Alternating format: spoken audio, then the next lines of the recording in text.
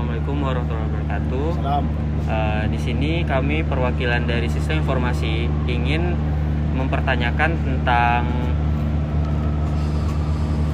analisis manajemen operasional berdasarkan framework Zahman. Nah, di sini langsung saja ke pertanyaannya ya Pak. Yang pertama, siapa saja pemangku kepentingan utama yang terlibat dalam pengelolaan sistem di PT Pelindo Pontianak? Oke. Kalau bicara secara skop perusahaan nanti secara manajerial, Iya. yang terlibat dalam urusan di bidang sistem informasi ya, sebenarnya sudah ada bagian tertentu sendiri itu. Nah, dalam hal ini misalnya IPC TPK, anak perusahaan dari Pelindo, itu ada yang namanya Senior Manager Informasi, Senior Manager Sistem Informasi, Nah, itu yang bertanggung jawab secara keseluruhan terkait tata kelola sistem informasi yang ada di seluruh area IPC TPK, baik itu di Pontianak, di Jakarta, Palembang, dan lain sebagainya. Jadi kalau secara manajerial ada Senior Manager IT atau Sistem Informasi yang ada di Jakarta. Nah, namun untuk membantu Senior Manager ini dibutuhkan PIC di masing-masing area. Nah, makanya di sini di IPC TPK Pontianak itu ada yang namanya pelaksana teknologi informasi yang bertanggung jawab penuh terhadap keberlangsungan tata kelola sistem informasi yang ada di TPK Pontianak atau Pelindo TPK Pontianak. Baik Pak, untuk pertanyaan kedua, siapa yang bertanggung jawab atas tata kelola TI dan pengambilan keputusan terkait teknologinya nih Pak? Nah, kalau terkait pengambilan keputusan itu tadi ada di ranah Senior Manager Sistem Informasi. Ya. Namun jika keputusan itu dianggap krusial atau penting dan sehingga menimbulkan biaya, dibutuhkan keputusan dari persetujuan dari direksi dulu, direksi operasional dan teknik. Karena IT ini itu bagian daripada teknik kalau dari organisasi kita itu. Nah, untuk pertanyaan yang ketiga nih Pak, siapa pengguna utama dari sistem TI yang diterapkan baik internal ataupun staff maupun eksternal, yaitu pelanggan atau mitra? Oke, kalau bicara pengguna utama, sistem kita itu kan sekarang sudah masuk ke tahapan sistemisasi secara nasional. Iya. Artinya hari ini sudah diterapkan single system, baik itu single billing atau single customer portal ataupun single terminal operating system atau TOS, single TOS. Nah, kalau bicara pengguna, hampir seluruh karyawan yang ada di TPK Pontianak itu adalah pengguna utama di sistem informasi IPC TPK. Yang lebih tepatnya lagi itu teman-teman di planning and control. Ini adalah otak dari segala kegiatan yang ada di terminal secara sistem maupun secara bisnis proses. Jadi kuncinya ada di sini nih. Kalau mau ditekankan ya pegawai di bagian planning and control adalah pengguna yang paling penting. Kalau semuanya tetap pengguna sistem, user juga semuanya. Itu dari sisi internal. Kalau dari sisi eksternal, pengguna sistem kita itu ada di customer. Kalau kita bilangnya itu shipper dan JPT. Itu secara eksternal. Jadi mereka menggunakan sistem customer portal. Baik Pak, berarti tadi kan ada menyinggung tentang planning and control nih Pak. Ya. Berarti yang mengawasi dan memastikan keamanan data serta memelihara sistem operasional, berarti yang menanganinya itu di planning dan control. Enggak juga. Mereka itu lebih kepada operasional terhadap kegiatan terminal peti kemas. Ya. Jadi mereka merencanakan kegiatan di dalam ini menggunakan sistem. Tapi bukan berarti mereka yang tanggung jawab terhadap keberlangsungan sistem ini, bukan. Nah, lagi-lagi yang bertanggung jawab terhadap keberlangsungan sistemnya adalah manajemen kita. Namun kita juga ada pihak ketiga nih yang mendevelop sistem ini, yang bertanggung jawab penuh lah terhadap sistem ini jika terjadi bugs atau terjadi gangguan.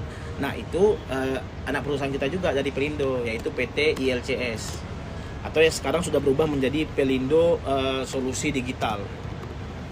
Nah, mereka sebagai mitra kerja kami di IPC TPK Pontianak yang bertanggung jawab penuh terhadap development sistem ini dan maintenance juga. Baik Pak. Untuk pertanyaan selanjutnya yaitu apa fungsi utama dari sistem TI yang digunakan dalam mendukung operasional perusahaan? Kalau fungsi utama memang sekarang itu sudah tergantung dengan TI ya. Iya. Jadi artinya sangat berperan penting sekali gitu. Sebagai contoh gini lah, kalau sistem ini down, kita tuh nggak bisa ngapa-ngapain. Iya. Jadi kita sudah ketergantungan dengan sistem sangat erat sekali. Jadi fungsi utama ini ya memang menjalankan kegiatan operasional di kapal maupun di lapangan. Bahkan juga di sistem keuangan kita juga sudah terintegrasi dengan sistem operasional.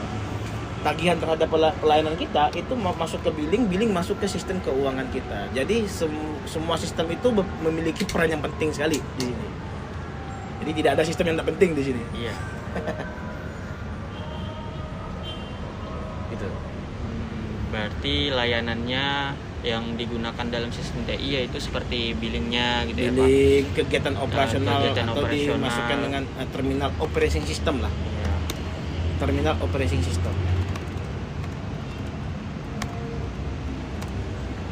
Atau disingkat dengan TOS. Nah itu sistem yang sistem yang paling utamanya di situ tuh untuk kegiatan terminal PT Kemas. Kalau billing itu kan sistem keuangannya. Iya. Nah sistem keuangan billing tidak akan bisa jalan kalau TOS-nya nggak jalan. Iya. Tapi TOS tetap jalan walaupun sistem keuangan billing nggak jalan nih, karena secara operasional di lapangan kita tetap bisa dilakukan secara sistem. Hanya nanti kendalanya di pembayaran dan pembilingan. Gitu. Tapi kalau TOS-nya nggak jalan, terminal operasi sistemnya nggak jalan, billingnya nggak jalan juga. Iya. Oh iya. Gitu. Baiklah Pak, pertanyaan selanjutnya yaitu apa prosedur standar yang digunakan untuk mengintegrasikan sistem TI dengan kegiatan operasional pelabuhan? Nah, yang pertama memang penyesuaian terhadap bisnis proses ya. Jadi kan sistem itu dibangun untuk mempermudah kita sebenarnya kan. Nah, bagaimana kalau dia dibangun ternyata bertolak belakang dengan bisnis proses, itu kan susah ya dia. Nah, jadi yang pertama dilakukan adalah penyesuaian terhadap bisnis proses. Nah, yang kedua standarisasi terhadap bisnis proses itu sendiri gitu. Jadi nanti bisnis proses itu distandarkan supaya itu settle dengan sistemnya. Gitu. Nah, itu tadi. Pertanyaan selanjutnya yaitu apa saja indikator utama yang digunakan untuk mengevaluasi efektivitas sistem TI yang ada di pelabuhan nih Pak? Kalau indikator utama itu memang kalau kita dari ini kan aspek evaluasi ya, Iya. untuk mengevaluasi apakah ini sistem berhasil atau enggak. Iya. Yang pertama itu kinerja kita apakah terhambat atau tidak dengan adanya sistem ini. Jadi kita kan ada parameter kinerja juga ya, yaitu box ship hour, kemudian box crane hour. Jadi box ship hour itu berapa yang kita dapat 1 jam dalam kegiatan di bongkar muat kapal, berapa kontainer. Nah biasanya kita itu punya target 28 sampai 30. Nah jika sistem ini bermasalah, kita akan susah tuh mencapai angka tersebut. Jadi indikatornya itu lagi-lagi kinerja terminal. Yang menggunakan parameter kerja ya Pak? Nah parameter kinerja. Itu. Jadi kalau kinerja kita baik, berarti sistemnya baik. Pertanyaan selanjutnya yaitu kapan evaluasi atau audit terhadap sistem TI dilakukan nih Pak? Nah, evaluasi dan audit sistem informasi ini dilakukan setahun sekali ya. Secara frekuensi 1 tahun sekali. Biasanya itu ada di bulan rentang Maret sampai Mei. Sampai Mei. Oke. Terus nih Pak, pertanyaan selanjutnya, kapan pembaruan perangkat lunak atau keras yang biasanya dilakukan? Nah, kalau sistem untuk perangkat lunak ya artinya softwarenya. Iya, Softwarenya itu softwarenya. kebetulan kita baru diperbarui, baru diimplementasikan di 2023 kemarin, baru 2 tahun nih. Nah, sebelum kita pakai sistem yang baru, itu terakhir diupdate itu di tahun 2015, artinya sudah 8 tahun baru kita update sistem lagi.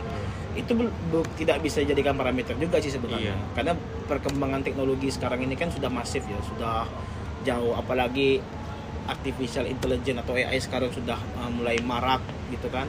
Yang nggak nutup kemungkinan dalam 3 tahun ke depan kita akan update sistem Iya. lagi jika ada sistem yang lebih baik dan better daripada sistem sekarang. Berarti mengikuti perkembangan teknologi yang ada. Ya, untuk dari segi softwarenya. Nah kalau dari segi hardwarenya mungkin mengikuti masa pakai daripada perangkat-perangkat itu sendiri ya. Idealnya setiap perangkat itu wajib diganti itu kalau sudah masuk usia 7 tahun atau 8 tahun. 7 sampai 10 tahun lah rasanya kayak gitu. Tergantung kondisi juga. Kalau memang sudah rusak harus diganti. Tapi idealnya untuk mengejar teknologi yang sekarang semakin masif, di mana ada semacam perlombaan nih antara software yang canggih dengan hardware yang spek yang membutuhkan spek hardware yang tinggi. Nah, tentu itu akan ada penyesuaian juga. Sebagai contoh misalnya hari ini kita menggunakan handphone Snapdragon Gen 8.3 ya teman. Itu masih kompatibel tuh untuk menjalankan game yang berat kayak Genshin Impact atau PUBG. Tapi 5 tahun kemudian HP dengan spek yang sama itu nggak akan kompatibel lagi menjalankan game tersebut karena gamenya berkembang, teknologinya berkembang, otomatis butuh spesifikasi hardware yang juga lebih tinggi gitu. Nah seperti itu. Jadi ya kita tidak bisa memberikan parameter yang jelas kapan ini harus diganti karena akan menyesuaikan dengan teknologi yang softwarenya juga nanti. Tapi idealnya kalau kita lihat rata-rata skalanya 5 sampai 10 tahun itu udah harus ganti, 7 sampai 10 tahun gitu. Pertanyaan selanjutnya nih Pak, kapan sistem TI diintegrasikan pertama kali ke dalam operasional perusahaan? Kalau di Pontianak itu dimulai di tahun 2014. Yang memang full diintegrasikan dengan pola operasional yang ada di sini. Kalau dulu itu kita masih mekanismenya inventory, jadi ada 50-50 tuh, sebagian dijalankan sistem, sebagian masih manual. Di bawah tahun 2015. Nah, di tahun 2015 kita upgrade sistem menjadi sistem Opus yang full sistem. Jadi nggak ada lagi yang manual. Oke Pak, pertanyaan selanjutnya yaitu kapan saja perusahaan melakukan pelatihan terkait teknologi untuk karyawannya nih Pak? Pelatihan rutin memang sejauh ini masih berlaku ya, tapi tidak berlaku keseluruhan, hanya dari bagian tertentu khususnya IT. Itu biasanya itu 1 tahun minimal 1 kali.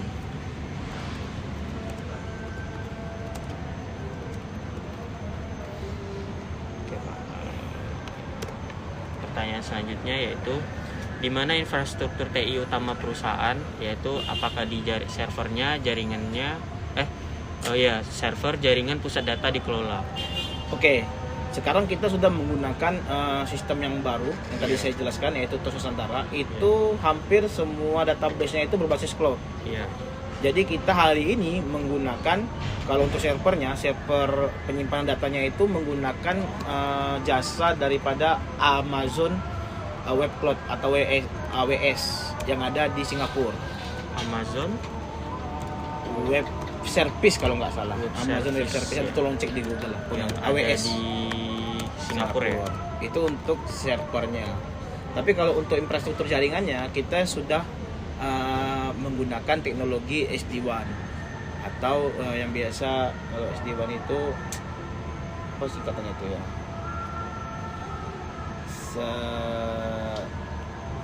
Sebentar, lupa. Jadi itu memang teknologi terbaru kan, yang memang khusus di bagian jaringan yang memanfaatkan mekanisme IP untuk pemantulan jaringan itu sendiri. Jadi jaringan kita sudah terintegrasi di Pontianak sampai ke Jakarta. Saya lupa tuh. Software Defined Wide Area, Wide Area Network, Software Defined Wide Area Network atau SD-WAN. Jadi kita sudah menggunakan teknologi itu dengan controller itu SAM4, terus Forcepoint juga sebagai ininya, apa namanya itu? Lupa saya bahasa itu tuh. Nah, kita juga sudah menggunakan kualitas jaringan yang lumayan bagus, yaitu providernya itu Lindes Arta dengan kecepatan 100 Mbps. Pembaginya itu 1:1. Jadi kecepatan upload sama kecepatan download itu sudah 1:1. Itu ada di sini, ada di Pontianak. Untuk infrastruktur jaringannya ada di sini. Berarti infrastruktur TI utamanya ini dia mengelolanya di sini, cuman dia menyimpan cloudnya menggunakan Amazon Web Service yang ada di Singapura. Ya, kalau untuk infrastruktur networking itu ada di sini, mekanismenya, infrastrukturnya ada di sini. Kalau untuk server aplikasi itu sendiri itu ada di Singapura. Pertanyaan selanjutnya nih Pak, di mana titik-titik kritis sistem TI yang perlu pengawasan lebih intensif yang ada di perusahaan nih Pak? Kalau titik-titik kritis itu sebenarnya lebih kepada ini ya, kondisi kesiapan jaringan kita tuh. Karena sistem kita kan sudah bergantung dengan sistem. Artinya jaringan menjadi hal yang wajib, jangan sampai terputus sedikit pun, atau RTO, karena itu sangat mengganggu. Jadi ada beberapa titik kita yang kemarin sebelumnya kita sebut blank spot, di mana itu menjadi titik buta untuk jaringan mencapai area tersebut. Namun hari ini sudah kita perbaiki sehingga tidak ada lagi blank spot yang ada di sini. Walaupun demikian kita tidak bisa berleha-leha ya, atau santai gitu. Tetap diawasi, dipantengin terus selama 24 jam per 7 hari tentang kondisi jaringan kita di sini. Jangan sampai jaringan terputus. Iya. Itu dari aspek jaringan. Yang kedua, dari software juga, itu jangan sampai itu servernya atau aplikasinya mengalami kendala, atau servernya lemot, atau aplikasinya ngehang, atau bugs ada di aplikasi, itu juga harus dijaga. Nah, itu tanggung jawabnya tadi. Untuk aplikasi yang tanggung jawab terhadap maintenance itu vendor kita, PT ILCS atau Pelindo Solusi Digital. Pertanyaan selanjutnya nih Pak, mengapa PT Pelindo Pontianak memilih sistem TI tertentu untuk mendukung operasionalnya nih Pak? Ya karena sekarang memang kita itu kan lagi ini ya, kalau bicara perusahaan, kita lagi memiliki target dari Kementerian BUMN itu untuk menekan biaya logistik nasional. Nah, biaya logistik nasional. Nah, salah satu upaya untuk menekan biaya logistik nasional itu dengan menerapkan sistem informasi di kegiatan operasinya sendiri. Jadi agar mempermudah proses kegiatan operasional di kapal lalu di lapangan, mempermudah customer juga dalam proses transaksi di kegiatan ini. Nah, sehingga yang terjadi adalah cost-nya itu akan hilang, biayanya akan hilang tuh. Yang dulunya kita itu butuh berapa hari kapal di sini nyandarnya karena kita nggak pakai sistem, sekarang sudah hitungannya jauh. Jadi lumayan menekan biaya operasional. Iya. Karyawannya juga dikurangi berarti ya? Tidak ada pengurangan karyawan dengan penerapan sistem informasi ini. Yang ada kita memanfaatkan mereka, mengoptimalkan mereka untuk mengisi segmen-segmen yang memang masih kurang. Jadi kita sejauh ini pengalaman kita yang sudah menjalankan bisnis dengan sistem informasi itu lebih dari 10 tahun, itu tidak ada histori kita mengurangi karyawan. Pertanyaan selanjutnya ya Pak, mengapa tata kelola TI dianggap penting untuk meningkatkan efisiensi dan efektivitas operasional? Ya karena memang TI itu tadi membantu kita untuk meningkatkan kinerja operasional kita itu sendiri. Satu, yang kedua, dengan perencanaan yang matang yang dibantu oleh teknologi informasi, itu terjadi efisiensi dalam olah gerak alat kita nih. Sebagai contoh misalnya, saat kita belum menggunakan sistem, pergerakan alat itu sangat tidak terkontrol, sangat tidak terkendali, sangat tidak terencana. Yang akhirnya terjadi adalah pemborosan penggunaan bahan bakar. Itu salah satu contoh kenapa kita menganggap bahwa penggunaan TI ini memiliki nilai efisiensi. Ya sebenarnya masih banyak efisiensi yang lain kan, tapi salah satu contohnya itu efisiensi bahan bakar tadi.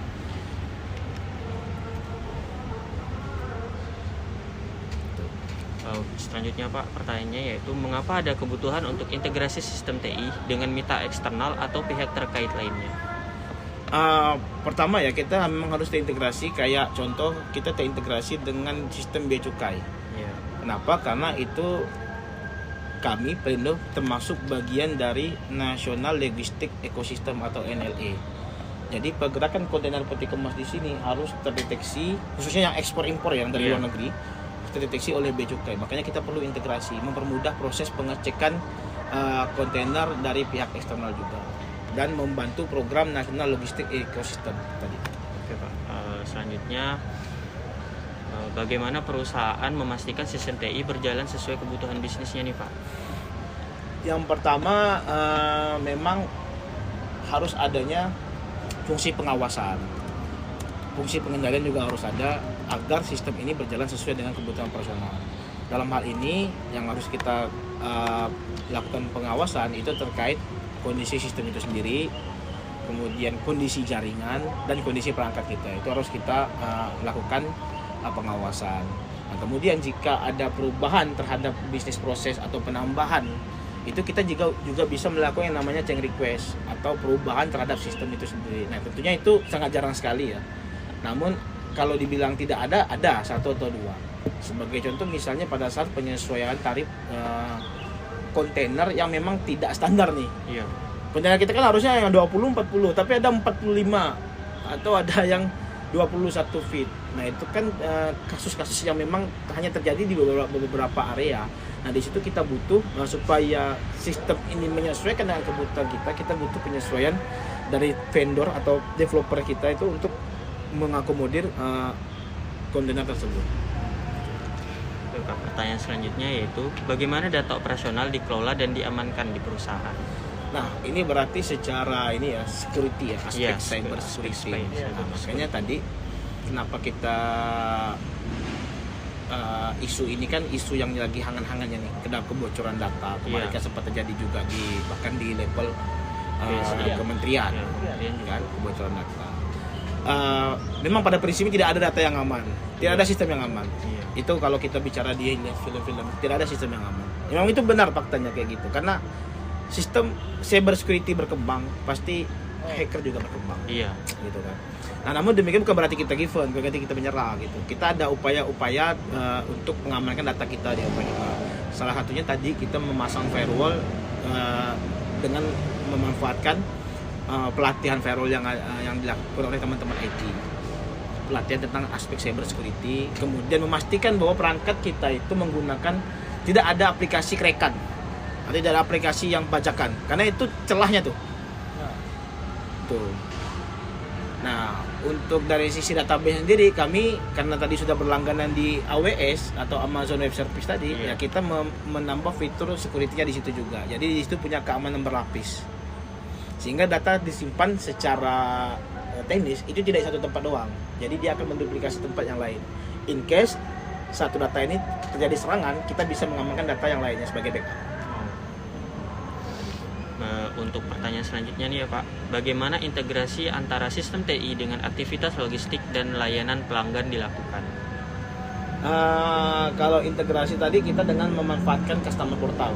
Jadi kita ada yang namanya customer portal yang memudahkan pelanggan atau layanan customer kita yang terintegrasi langsung dengan sistem operasional kita. Tadi kan ada e-service, ada billing, ada TOS. Itu 3 sistem saling terintegrasi itu. Nah, itu sebenarnya untuk e-service sendiri memudahkan customer memonitoring kondisi seperti kepastian. Padahal kita sebenarnya bisnisnya itu lebih kepada B2B ya. Jadi kita tidak berhubungan langsung dengan orang-orang publik. Kita berhubungannya dengan perusahaan. Makanya bisnisnya bisnis to bisnis. Kita bukan perusahaan yang berbasis bisnis to customer. Kayak Pertamina masih ada segmentasinya yang bisnis to customer kalau pada saat kita mengisi BBM di Pertamina. Tapi kalau misalnya kita di pelabuhan itu khususnya peti kemas itu mekanisme bisnisnya itu bisnis to bisnis. Jadi urusan kita itu berurusan dengan perusahaan yang di luar yang sebagai customer kita juga. Nah, memudahkan proses integrasi data itu dengan menerapkan customer portal tadi. Pertanyaan selanjutnya ya Pak, bagaimana perusahaan menangani kendala atau risiko yang terjadi dalam penggunaan sistem TI? Kendala atau risiko. Nah, penggunaan sistem teknologi informasi itu sendiri kan banyak risikonya ya. Salah satunya kayak tadi ketika jaringannya gagal. Nah, kalau jaringannya gagal, kita menggunakan opsi lain nih. Sebagai contoh misalnya di perangkat dermaga kita itu ada perangkat yang menggunakan SIM card sebagai alternatif lain jika jaringan WiFi kita gagal. Jadi kayak kita menggunakan HP juga gitu kan. Kuota habis kita ada WiFi gangguan kita ada kuota kan gitu. Nah, itu dari aspek jaringan. Nah, kalau kegagalan atau human error lainnya misalnya dari aspek safety security tadi, ya kita pastikan semua orang yang menggunakan device atau perangkat yang ada di kantor kita itu komputernya tidak menggunakan perangkat yang aplikasi yang crack atau yang bajakan. Yang kedua, pastikan mereka mendapatkan pelatihan terhadap tindak kejahatan kriminal, cyber kriminal sekarang yang seperti terjadi ini, kayak phishing, doxing. Nah, itu kan sebenarnya celah-celahnya ada di pengiriman email yang nggak jelas atau mengakses link-link web yang nggak jelas. Gitu. Nah, kita edukasi mereka. Selanjutnya untuk pertanyaan terakhir ya Pak. Ya. Bagaimana TI membantu perusahaan dalam pengambilan keputusan strategisnya nih Pak? Oke, TI sebenarnya itu fungsi dasar atau fungsi utama TI itu ada di situ di kami itu. Jadi TI ini benar-benar berperan penting dalam mengambil keputusan. di kita pada saat teknologi informasi berhasil membantu kinerja kita atau menaikkan kinerja operasional kita, di situ perusahaan bisa melihat tren kinerja kedepannya menggunakan data yang didapatkan dari sistem kita tadi. Nah, dengan melihat tren tadi, jadi bisa membantu manajemen dalam mengambil keputusan.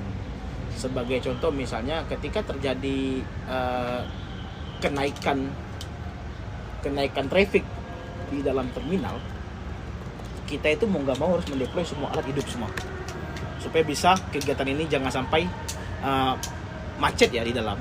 Karena kita traffic padat itu biasanya di momen-momen Lebaran, menjelang Idul Fitri, kemudian Imlek. Nah itu biasanya di shift 2 di malam itu padat tuh di sini. Nah kalau kita tidak punya sistem, kita tidak punya data yang untuk kita olah. Nah kita belajar dari data tadi.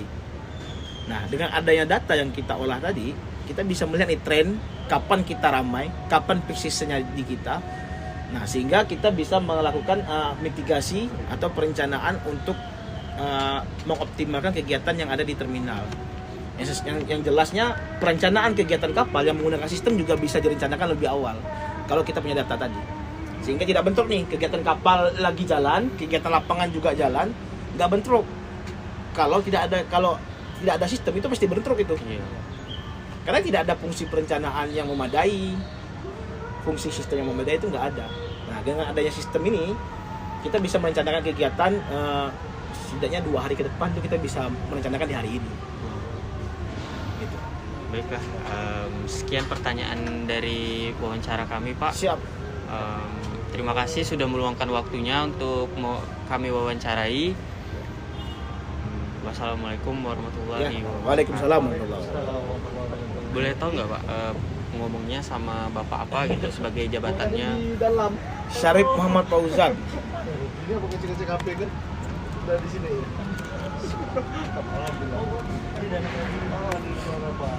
Saya jabatan sekarang kemarin itu sebagai pelaksana administrasi sistem informasi.